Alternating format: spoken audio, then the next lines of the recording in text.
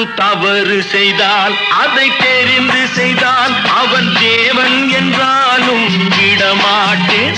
ஒரு தவறு செய்தால் அதை தெரிந்து செய்தால் அவன் தேவன் என்றாலும் விடமாட்டேன்.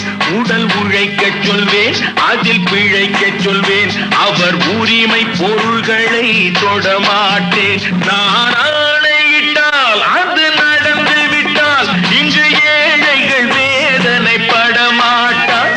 உயிர் உள்ளவரை ஒரு துன்பமில்லை, அவர் கண்ணீர் கடலிலே விழமாட்டார்.